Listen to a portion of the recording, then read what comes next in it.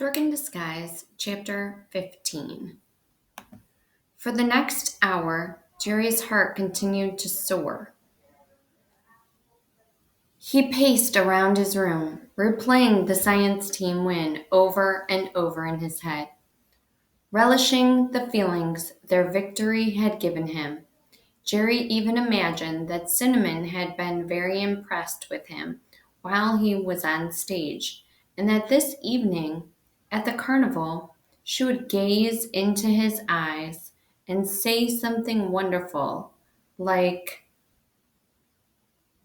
"Jerry, you're so smart. I love smart guys." But as the time for the carnival drew near, Jerry's fantasy about Cinnamon faded, and he began feeling very nervous. Maybe she hadn't been impressed with him. In fact, maybe she decided that Jerry was a dork, and maybe and Gabe would forget to meet him at the Ferris wheel as they planned. Maybe they would make fun of him for being on the science team. Jerry put on his cool torn jeans and a long sleeved tee and came down the stairs. He checked his watch. He had exactly 22 minutes to walk to the high school and meet Cinnamon and the others at the Ferris wheel. The doorbell rang. Jerry turned to peer through the screen at a man standing on the front porch. He lived across the street, but they had never spoken. Jerry didn't even know his name. "Hi," Jerry said, hoping whatever the man wanted wouldn't take long. He didn't want to be late for the carnival. "Can I help you?" "You can give me my newspaper back. That's what you can do," the man yelled. "What do you mean?" "Don't you have eyes?" The man pointed to his feet. On the stoop lay a large pile of newspapers, each paper neatly folded with a rubber band around it. "Your dog's been running around the neighborhood stealing them from porches," the man cried. "I saw him with my own eyes. You should keep your dog at home where he belongs." The man leaned down, grabbed one of the papers, and hurried down the front walk,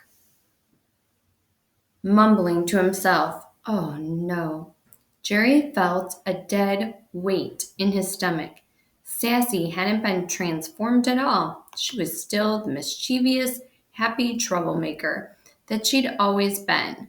Maybe he couldn't change a tiger's stripes, and maybe he hadn't transformed himself either. Maybe he was still Jerry, still just a dork in disguise. Maybe the carnival would be a disaster. The phone rang, and moments later, Mrs. Flack rushed down the stairs. "Jerry, Mrs. Whitaker from next door just called. She's very angry." Sassy took her newspaper. "She's stolen papers from all over the neighborhood," Jerry said, pointing to the pile on the porch. "Oh my gosh," his mother said. "Jerry, you're going to have to get those papers back to wherever they came from." "I can't, Mom," Jerry said, panic rising in his throat. "I'm meeting friends at the carnival he checked his watch, in 19 and a half minutes. "Not until every one of these papers is returned," Mrs. Flack said, "and put Sassy inside so she doesn't steal any more." Jerry stared at the large pile of newspapers. Sassy had stolen at least a dozen papers from their neighbors. He'd never get to the carnival in time to meet everybody. He'd have to call Cinnamon and explain why he was going to be late. He rushed into the kitchen and looked up her phone number. His heart thumping, he dialed her house. Be there, he thought. What if she had already left? A little voice answered. "Hello," Jerry said breathlessly. "Is Cinnamon there, please?" "Nope," said the voice. "Are you her sister?" Jerry asked. "Yes, unfortunately." "Has Cinnamon already left to go to the carnival?" Jerry asked. "Or did she go to Robin's house?" There was a loud sigh. You sure ask a lot of questions." "Just tell me, please," Jerry said urgently. "I'm supposed to meet her there, but something has come up. Do you know where I can find her?" "Hey, my third favorite TV show is on, I gotta go." There was a pause and another loud sigh. But she went to the carnival, if you must know. The line went dead. Jerry hung up. Maybe Cinnamon had decided that he was a dork, someone she didn't want to be seen with. Maybe she left early to meet her friends so she wouldn't have to hang around with him. He'd just have to go late and look for the cool kids at the carnival. He just hoped that Cinnamon would be happy to see him. Jerry arrived at the high school an hour later. The place was hardly recognizable. The student parking lot was crowded, with game booths, a Ferris wheel, merry-go-round, and food stands selling hot dogs, soda, and cotton candy. Overhead, streamers, pennants, and colored lights, which hadn't yet been turned on, were strung between tall poles. Jerry knew it was going to be very hard to find Cinnamon and the cool kids. The carnival was packed with people. Most of them were middle school and high school students, but there were also plenty of little kids, parents, and even some grandparents. It was too crowded to move fast. Jerry scanned the mob for Cinnamon. She was probably off having fun with Robin, Tony, Craig, and Gabe. He had to find her. Hey, Jerry. Jerry turned to see Mr. Hooton. He stopped as the crowd passed his wife at his side and his little boy riding on his shoulders. Jerry grinned. Hi. Having fun? Mr. Hooton asked, smiling. Yeah, Jerry said. Mr. Hooton introduced his wife and son, Joey. You guys knocked my socks off today, he said. How did you know the answer to that last question? I built a hovercraft from a vacuum cleaner motor.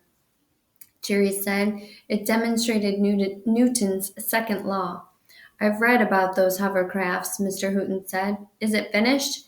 Yeah. Great, said Mr. Hooton. Why don't you bring it into school on Monday? We'll give the class a demonstration. It's very loud, Jerry said. You'd hear it all over the school. I'll warn the other teachers, Mr. Hooton grinned. And Mr. Meyer. Okay, Jerry said. It was hard to believe that it would be okay to make that much noise during school.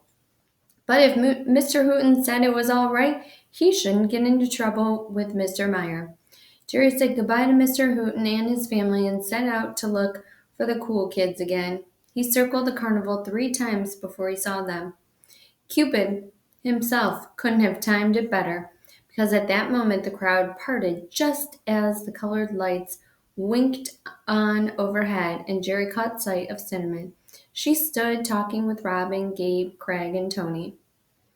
She had never looked so beautiful, Jerry thought. She wore blue jeans and a hunter green t-shirt and looked wonderful with the deep red hair that fell over her shoulders. With her dangly gold and green earrings, she reminded him of a Christmas present.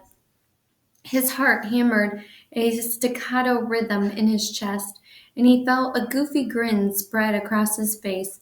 He immediately caught himself and straightened his lips into a horizontal line so he wouldn't look like a geek. He just hoped she'd still speak to him, now that she knew he was on the science team. He walked over to her and tapped her on the shoulder. She turned to him and beamed. Jerry, she cried, squeezing his arms. Where were you? We waited and waited, didn't we, Gabe? Yeah, for a minute, Gabe looked irritated. Hey, Flack, you made it, Craig said, gesturing with a jumbo-sized cup of soda. Robin scowled at him. But Tony said, Hi, Jerry, and smiled. Hi, Jerry sighed with relief. Cinnamon was glad to see him. He felt uncomfortable, though, about Tony and how he'd lied to him about being on the science team. Jerry wondered if he would say anything about it, but Tony just smiled and said nothing. Have you been on the Ferris wheel yet, Jerry? Cinnamon asked. No, Jerry said. I just got here. Sorry I'm late. Well, come on, Cinnamon said. Let's all get on a ride. Gabe groaned. Oh, come on, it'll be fun. Cinnamon and Robin led the way. Jerry strolled alongside Craig, watching Cinnamon's red hair bounce as she walked and talked animatedly with Robin. He'd been doing cool walk long enough that he didn't even have to think about it anymore. He was on automatic pilot, strutting along in front of the master strutter Gabe Marshall. At the Ferris wheel, They stood in line for 10 minutes to buy a ticket, then waited their turn. A sign tacked up next to the Ferris wheel said, "Only 2 people per seat." "Okay, who's going to sit with who?" Cinnamon called out. Gabe shrugged, so Jerry did too, but he was hoping he might get a chance to ride with Cinnamon. When the Ferris wheel stopped, the line moved forward as the people in front of them got to their seats. Gabe walked up and stood next to Cinnamon, obviously putting himself in a position to ride with her. But Cinnamon did a very surprising thing. Jerry watched her inch backwards till she stood next to him. Robin got on the Ferris wheel and Gabe was next in line. "Come on, come on." The man operating the Ferris wheel waved impatiently at Gabe. Gabe looked around and realized he would have to ride with Robin. He scowled and took the seat next to her. "I guess we're next, Jerry," Cinnamon said. Jerry's heart leaped as he and Cinnamon climbed into the Ferris wheel seat. He couldn't believe it. He was sitting with Cinnamon O'Brien, the prettiest girl at the whole carnival. The Ferris wheel turned and Craig and Tony got on. Jerry sat in the gently rocking seat and looked around him. When the ride began, Cinnamon turned to him and said, "This is nothing compared to a great roller coaster, but it's still fun." Yeah, this was it. He was alone with Cinnamon, and the best part was that he had chosen to sit on the Ferris wheel with him. She had chosen to sit with him, and she didn't think he was a dork. His dreams had come true. What would he do now? What could he say to her? Their seat cleared the top of the Ferris wheel circle and headed down. Jerry's stomach lifted and Cinnamon giggled. Gabe turned to look back at them, and what luck! It was at that moment that Cinnamon slid closer to Jerry and beamed at him. "I love that feeling when we come over the top," Cinnamon said. Jerry laughed, thrilled at her closeness. Gabe scowled and turned forward again. Jerry shivered just a tiny bit with nervousness and stretched his arm around the back of the seat. He wasn't exactly putting his arm around Cinnamon, but it was the next best thing. Cinnamon inched closer to him, and her arm rested against his chest. Jerry drew in a breath. They were touching. He wished the ride would go on and on for months, even. He wouldn't need food or water or sleep. He would just sit here and enjoy the excitement of having her arm resting against him. Cinnamon waved at some friends on the ground and once at Gabe, who scowled and turned away. She smiled and leaned closer to Jerry. "Gabe and I saw you today at that thing," Cinnamon said. "What thing?" Jerry asked, knowing exactly what she meant. "You were on the stage, and some old guy was asking you questions." "Oh, you mean the science competition?" Jerry shrugged, as if it didn't matter. "Yeah, Gabe and I came to watch them set up for the carnival and came inside for a drink," Cinnamon said. She wrinkled her nose. "You really like science." Not too much," Jerry lied, then thought better of it. "Well, I do like it better than some other subjects." He watched her face and added, "We won the competition." "I think science is boring," Cinnamon said. "Oh," Jerry wasn't surprised, but he was still disappointed to hear her say it. And she sure didn't seem to care that Jerry's team had won the competition. "Well," he said, "I guess not everybody thinks science is interesting. Depending on your point of view, I guess. I don't see how anybody can like it." Cinnamon said, "I practically fall asleep in science class. I keep watching the clock, waiting for it to get over with." How could anyone How could anyone fall asleep in science class?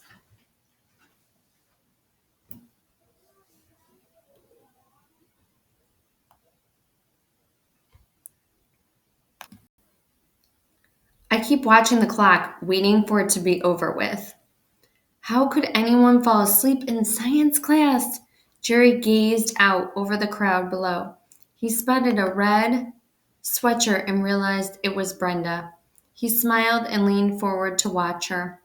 Brenda walked along with Kim, Kat, and Chad. They all carried paper cones of cotton candy. Brenda said something that made everyone laugh, and she grinned. Brenda was good at making people laugh, Jerry thought. She had a great sense of humor. Jerry suddenly felt a little sorry for himself.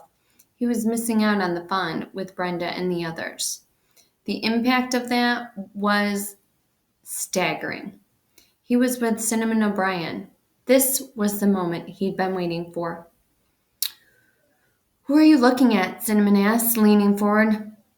Oh, it's Brenda, right? She said, Brenda, as if it was a bad word. Yeah, Jerry said. She's down there with the science team. Geez, Jerry, Cinnamon said. Brenda's such a geek. How come you like to hang out with her and the rest of those nerds anyway? An awful surge of disappointment and defensiveness washed over Jerry. Brenda's not a geek, he said, his voice suddenly loud. She's very nice, and so are the other kids. Cinnamon shrugged. If you like that type, she said. The Ferris wheel began to slow. Oh, look, the ride's over. Their seat was the last to stop at the bottom, and the Ferris wheel man unlatched the safety bar in front of them. Jerry and Cinnamon climbed out. He'd had his few minutes alone with Cinnamon, but it sure hadn't been what he had hoped for. They'd spend most of the time talking about how boring science was, and he felt bad about Cinnamon's comments concerning Brenda. How could anyone be mean about Brenda? Brenda was so much fun, and she was nice to everybody. Jerry and Cinnamon joined the others. He glanced at Cinnamon, suddenly puzzled. He couldn't believe he wasn't having the time of his life, and she seemed to like him. This was what he'd been working for since school started. What now? Robin asked. She had her usual crabby expression on her face. Jerry wondered why Cinnamon liked being around her. He couldn't stand Robin himself. Come on, Cinnamon said, grinning. Let's just walk. We'll see and be soon. We will see and be seen. Cool, Craig said, and Tony grinned. They walked in a group along the fairway. Ooh, look at the cute stuffed animals, Cinnamon squealed. She pointed to a furry rabbit and a fluffy kitten in the booth closest to her. Craig swallowed some soda and turned to Cinnamon. You have to throw a ball and hit those moving targets. Then you get a stuffed animal. Win one for me, you guys, Cinnamon said. She stood and looked back at both Gabe and Jerry. I really, really want a stuffed animal for my room. You know, to remember the carnival. You won't remember it otherwise? Robin asked sarcastically. Not as well, Cinnamon said, smiling. Come on, you guys, win me one. Yeah, come on, Craig said, looking from Gabe to Jerry. Let's see which of you guys can win a prize for Cinnamon. Gabe eyed the row of cutout squares moving quickly along the back of the stand. I can hit one of those easy, he said. You gotta hit 3, kid, said a man with greased back hair and tattoos on both hairy arms. He stood behind the counter in the booth, a cigarette dangling from his lips, and he squinted at them through a haze of drifting cigarette smoke. And you gotta buy a ticket. Okay, Gabe said. He handed his money to the man, who gave him 4 balls, 4 chances to hit the 3 squirrels. The man said. Easy, Gabe murmured. The man smirked, leaned against the end of the counter, and folded his arms. You can do it, Gabe, Tony said. Gabe stood a moment, watching the marching squirrels. Win me something, Gabe, Cinnamon urged. Okay, Gabe said, irritated. Let me concentrate, will you? Cinnamon and Robin laughed behind their hands, but kept quiet. Jerry watched Gabe and realized with interest that his cool manner was gone. Even Gabe could get nervous. Gabe slowly picked up a ball. He watched the squirrel. A moment, wound up and threw the first one. A squirrel toppled over. Craig and Tony whooped. Yeah, Cinnamon squealed. Good throw, Gabe. Gabe picked up the next ball, focused on his target, and threw. He missed. Was it Jerry's imagination, or had the squirrels moved a little faster the exact moment the ball had left Gabe's hand? Oh no, Cinnamon cried. You can't miss again. Gabe scowled at her. I know, okay, I know. Craig snorted and Gabe laughed. Jerry kept his eyes focused on the squirrels. Gabe took a deep breath, wound up, and threw. He knocked down a second squirrel. Another squirrel bites the dust, Tony said. Cinnamon jumped up and down, clapping. Fantastic! Jerry had been right. The squirrels had suddenly moved faster when Gabe threw the ball. The man in the booth had to be controlling it. Jerry thought the guy hadn't moved from his place at the far edge of the counter since they had all approached the booth. Oh, just one more, Cinnamon said. Do it for me, Gabe. Knock down one more. Just a minute, Jerry said, holding up his hand. Would you do us a favor? He asked the man in the booth. Would you stand over there, please? He pointed to the other side of the booth. The man's lip curled, and he eyed Jerry keenly. What's your problem, kid? He asked. The game is rigged. You're making the squirrels move faster, Jerry said. There must be a button down there, and you're pushing against it with your knee or toe. So move to the other side. I think you kids would have more fun somewhere else, the man said, scowling. He threw Gabe's money back at the counter. Go on, get out of here. Hey, Gabe said. I want to take my last throw. I said get out of here, the man said. I gave you your money back. Scram. He turned away from them and walked to the back of the booth. Jerry, Cinnamon whined, look at what you did. Gabe was about to win me a stuffed animal. Yeah, Gabe said. I could have won it easily. I only had to knock down one more squirrel. He was cheating, Jerry said, baffled at their reaction. Why didn't they thank him for catching the carnival man cheating? I was hitting them, wasn't I? Gabe said. Yeah, he was hitting them even though the guy was cheating, Cinnamon said. And now I don't get my stuffed animal. Craig spoke up. I think we'd better show that guy what we think of him cheating us. He hurled his big cup of soda at the squirrels, which were still marching in line across the little stage. The soda splashed all over the squirrels and ran down the cardboard flat surrounding them. Hey, what are you doing? The carnival man yelled. Knock it off, Craig, Jerry hollered. Oh, so now you're defending the cheater? Gabe shouted back quickly away from the booth. The others followed him. Come on, Jerry, Cinnamon called to him. That guy deserved what Craig did.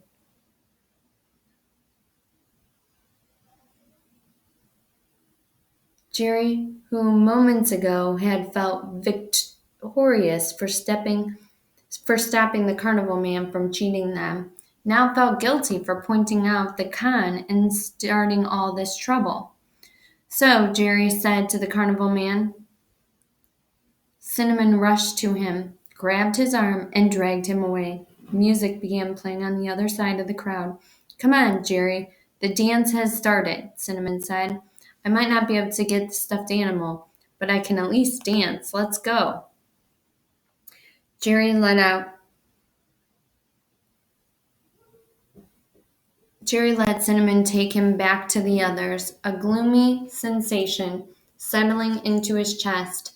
This evening wasn't at all what he had expected. He thought if Cinnamon didn't reject him, he'd have a great time. But he was miserable, and it didn't even matter that Cinnamon liked him. They all followed Cinnamon as she led them to the area that had been cleared for the dance in front of a small makeshift stage. 3 guitar players and a drummer were performing a song with a driving beat. Who are these guys? Jerry asked Cinnamon. They're called Otis Wants Bread, Cinnamon said. They're starting to get famous. They have songs out on iTunes. They stood and listened, and Jerry found himself scanning the crowd for Brenda. and his science team friends. He wondered what they were doing now. He wished he'd come with Brenda instead. It was weird to realize that after all he'd been through, to be accepted by the cool kids, they just weren't much fun. His gaze drifted back to the dance area. Kids were starting to dance now. His face heated up just thinking about dancing. He'd never danced in his life. Cinnamon pulled on Gabe's arm and they walked out in front of the stage and began to dance. Jerry watched, feeling glad that Cinnamon hadn't pulled him out there. Gabe looked pretty good dancing, too. Jerry was pretty sure he wouldn't look that good, and he didn't want to try it for the first time in front of anybody. He wanted to practice in front of a mirror at home. Craig nudged Robin and they started dancing. Tony walked over to stand next to Jerry. I saw you on the science team, Tony had to shout to be heard over the band. Oh, yeah, Jerry shouted back, feeling the heat in his face. Sorry I told you I wasn't on the team. I thought you might think, well, he shrugged. I know, Tony said. It's okay. They listened to the music some more. Then Tony leaned over again. You think I could be on the team? He said loud in Jerry's ear. Jerry turned to gawk at him. You mean the science team? Yeah, Tony said. This time it was Tony whose face turned red. You think I could be on it? I kind of like science. Jerry laughed. Yeah, he said. Yeah, that would be great. Tony smiled, relief spreading across his face. Okay, cool. I'll come to your next meeting, Tuesday, right? Right, Jerry said, grinning. He couldn't believe it. One of the cool kids likes science, too. Amazing. The song ended, and the crowd clapped for the band. Cinnamon, Gabe, Craig, and Robin returned. The music changed now to a slow song. Robin looked over at Jerry and cocked her head at him. Want to dance? She asked. For weeks, Jerry had dreamed of this moment, but he didn't feel thrilled. He shrugged. Sure, let's dance, he said. Jerry followed Cinnamon into the crowd of dancers. He stepped up to Jerry and wrapped her arm. She stepped up to Jerry and wrapped her arms around him. Jerry's body quivered. It was a nice feeling, he decided. She's going to feel my heart slamming against her, he thought. She's going to feel me shake. He took her in his arms. Their cheeks touched, and his nose almost brushed her ear. Her hair smelled like fresh apples. Her face felt cool and soft against his. Under his hands, her waist, small and curved, moved slightly as she rocked with him back and forth. Jerry settled into a kind of dream state and found himself thinking of Brenda. It would be fun to dance with Brenda, he thought. She'd probably say something funny and they'd both end up laughing. Jerry? Cinnamon's voice was low and soft. Is Gabe watching us? She asked. Gabe? Yeah, she said. I was just wondering if Gabe's mad because I asked you to slow dance. Oh, Jerry squinted at the edge of the crowd where Gabe stood with Craig, Robin, and Tony. Gabe had turned his back on them, talking with the others. I don't know, Jerry said. I can't see his face. Do you want him to be mad? Cinnamon giggled. It's kind of fun to make him jealous sometimes. She pulled away a little and looked Jerry in the face. Oh, but I'm having a good time with you too, Jerry. Sure, Jerry thought. But you're thinking of Gabe, and I'm thinking about Brenda. Jerry's gaze moved to a figure across the dance area. He thought it was Brenda, but he squinted to be sure. He was right. Brenda stood with Kim, Kat, and Chad, and didn't seem to know he was there. She was laughing at something. Good old Brenda. Good, smart, funny Brenda. He made up his mind, and his decision didn't even surprise him. It felt right. The slow song ended, and Jerry walked with Cinnamon to join Gabe and the others. I'm going to go hang out with Brenda, he told them. What? Cinnamon asked, her eyes big. Yeah, Jerry said. Gabe smirked, and Robin stared at him in disbelief. See you guys, Jerry said. Thanks for the dance. Cinnamon?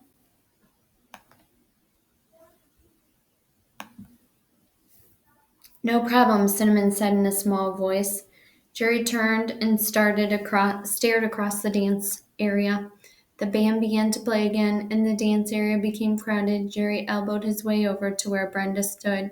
She turned and watched him approach. "Hi, Jerry," he said to her, suddenly feeling a little shy. "Hey, Flack," she said, "having fun?"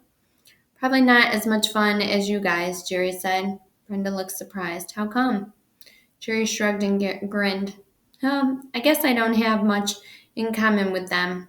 "Really?" "And they think science is boring." "What a shock," Brenda said. "You guys are a lot cooler," Jerry said. "Tony's different, though." "He's going to join the science team," Brenda grinned. "Great." "So can I hang with you guys?" Jerry asked. Brenda shrugged. "Sure." She looked at Kim and Kat and Chad, who were all smiling. "What do you guys want to do now?" "Have you been on the Ferris wheel yet?" Jerry asked. "Not yet," Kim and Kat said at the same time. "Want to take a ride on it?" Jerry asked Brenda. "Sure," Brenda said. "I love Ferris wheels." "Great, let's go," Jerry said. Jerry and his science team friends grinned and headed for the Ferris wheel. And Jerry knew that his Ferris wheel ride was going to be cool.